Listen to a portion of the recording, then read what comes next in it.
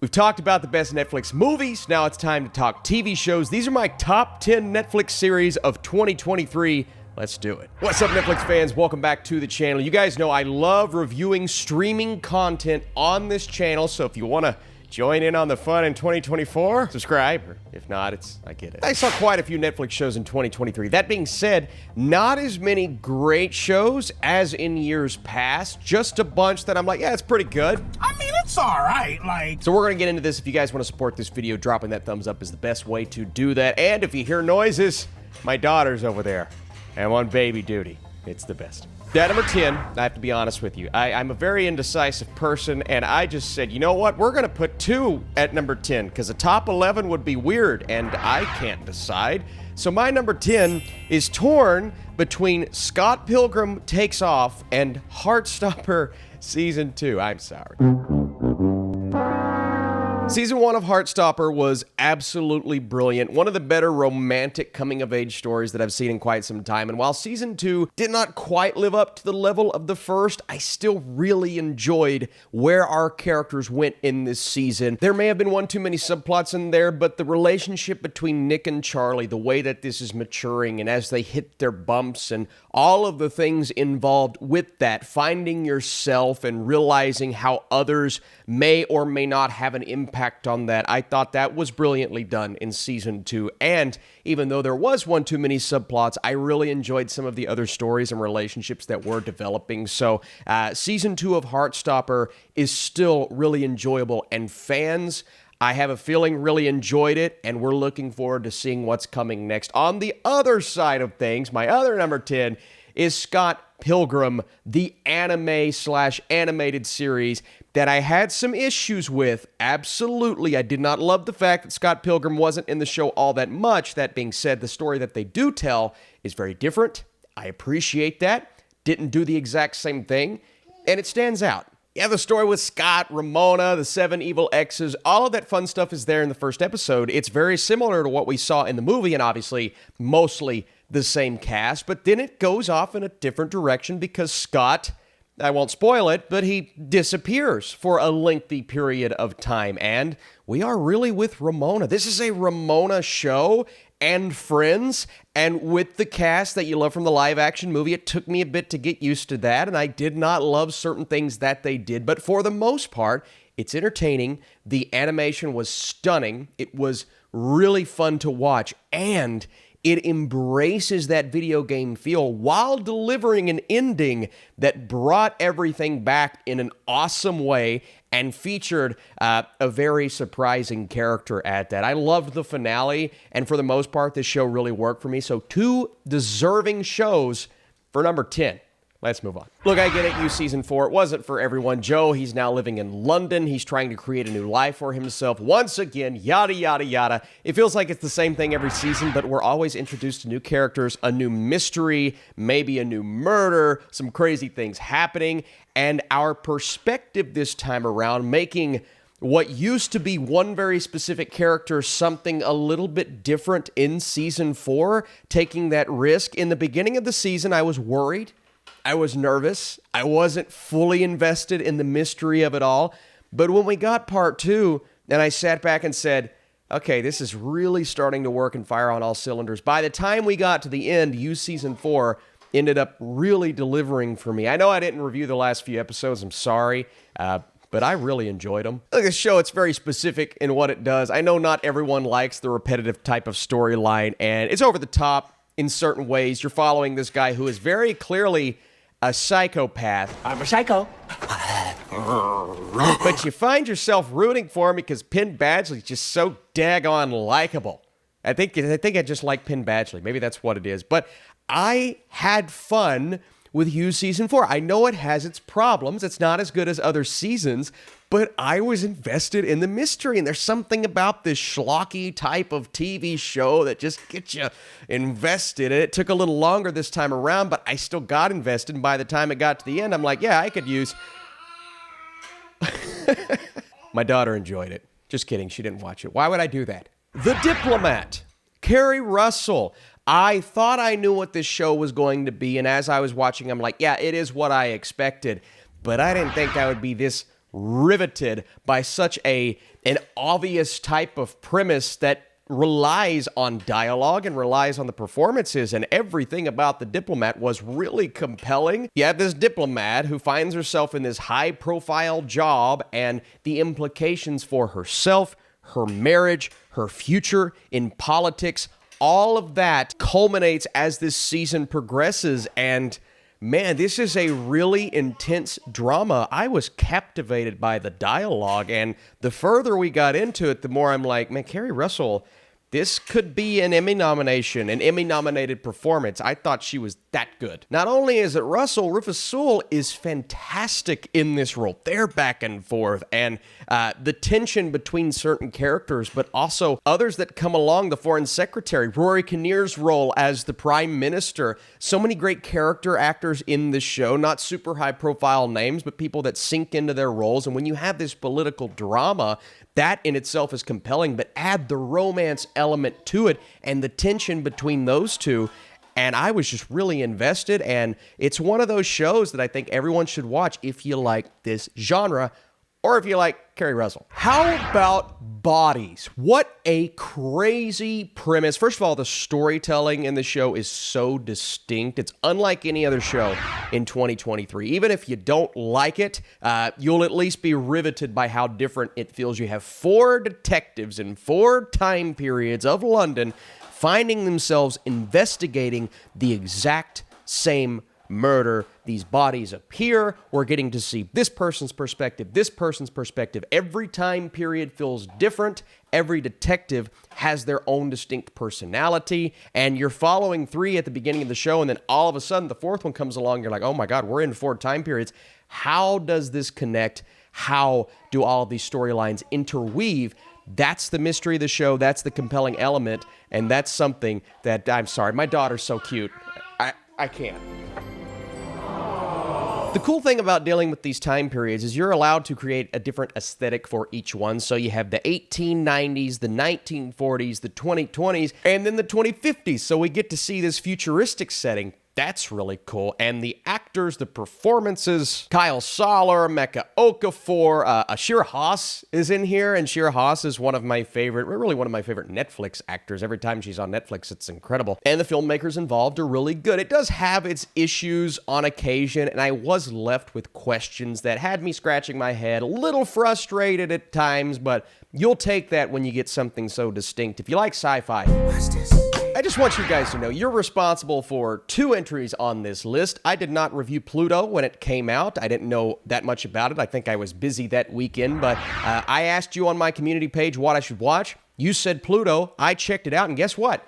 Made the top 10. See, I don't just recommend to you all. You recommend to me. I thoroughly enjoyed this. Here's the premise in case you've never heard of it. When the world's 7 most advanced robots and their human allies are murdered one by one, our inspector discovers that he is also in danger. This is a dramatic action sci-fi thriller. The animation is gorgeous. I was stunned all the way throughout this. Not only are we getting good characters and interesting relationships, but the action scenes and sequences, what our characters are capable of, specifically our main character, his abilities, it was just so much fun to watch. I love how this poses ethical questions regarding AI, the difference between that and humanity, and it swerves you in the first few episodes because you think you're kind of following one character and another character comes along and you just fly back in your chair and you're like, oh my God.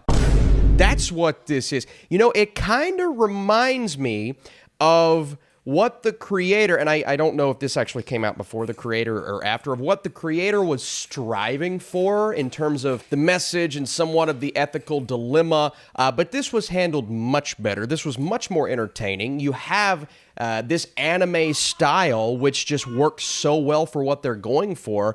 And I was really invested in the characters, the relationships, the dynamics. This is one of the best anime series I've seen in a long time. Netflix is crushing it right now in that genre, and thank you for the recommendation, man. This is kind of cheating. It's hard for me to put this on here and rank it super high because it's like, it's not a scripted series, it's not a documentary, it's a skit show, but it's one of the best skit shows I have ever seen on Netflix, and I am a Tim Robinson fanatic. I Think You Should Leave is one of the funniest shows I've ever seen. I mean, If you haven't seen this, you're in it for the skits, and you can go watch the individual skits on YouTube, but just watch the show, the way that it flows. Not every skit is overly hilarious, but you love watching Tim Robinson in these different roles, and the standout skits for me, my favorite, the Darmine Doggy Door, which I use all the time on this channel. What have they done to us? What did they do to us? It's so funny, man. A close second is Pay It Forward. I mean, that was everywhere. That was all over TikTok, this and that, man. I love the way this show is put together. These individual skits, genuinely some of the funniest things I've ever seen. The Driving Crooner, that's another one. I'm just like,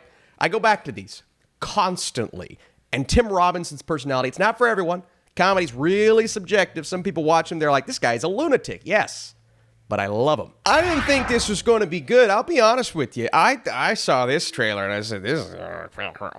Because Netflix has done this before. They've done the anime to live action thing, and it's not worked. And then they've done the anime recreation thing, and that's not worked. And then they're doing the Last Airbender thing, and now I have hope.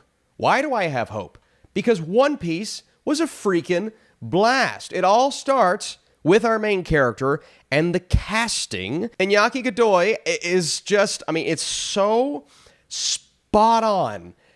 I've never, like, perfect. I had questions. When I was going into it, I'm like, it really all rides on his shoulders. It depends on him. Can he do it? Yep.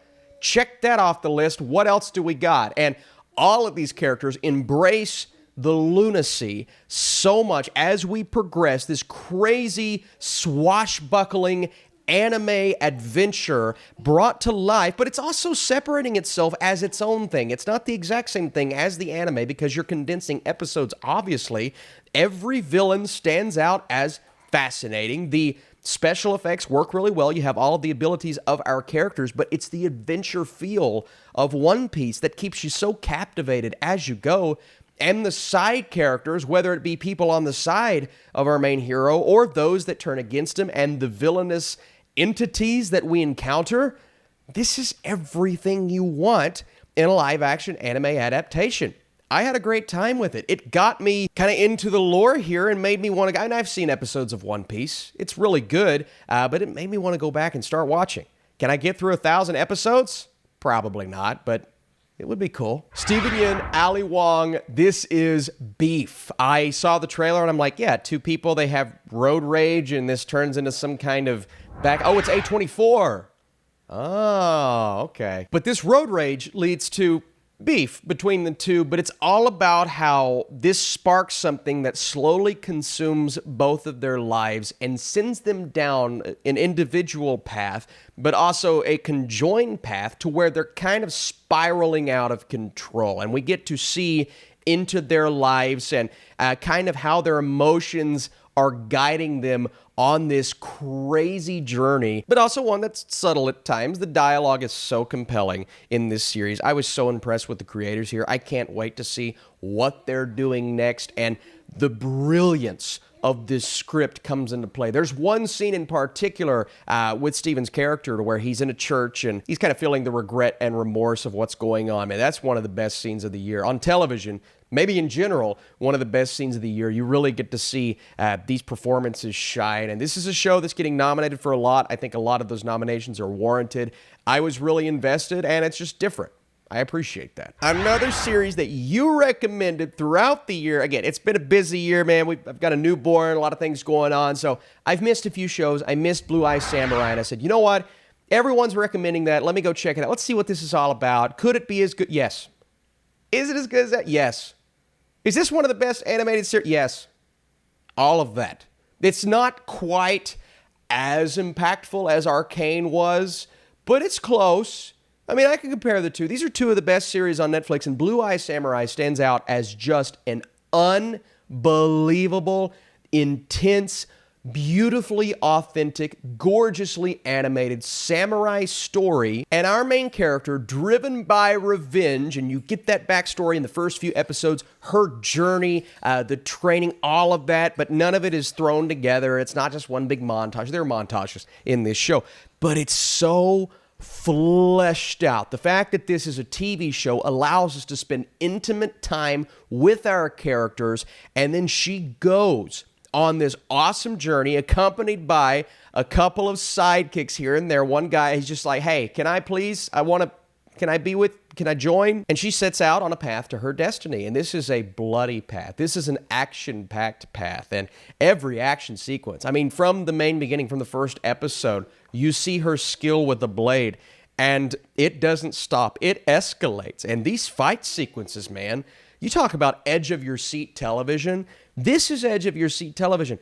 But it's so beautiful to watch. Her journey is beautiful in itself, but the animation, the art design, the set pieces, it's all stunning. I'm starting to really love the 2D, 3D hybrid model from Across the Spider-Verse to Arcane. A lot of shows and movies are adapting the style, and, you know, we're starting to see these anime series take on this and recreate it in a way that feels new, brand new every time I watch it. And this is one of the most distinct looking TV shows I've ever seen.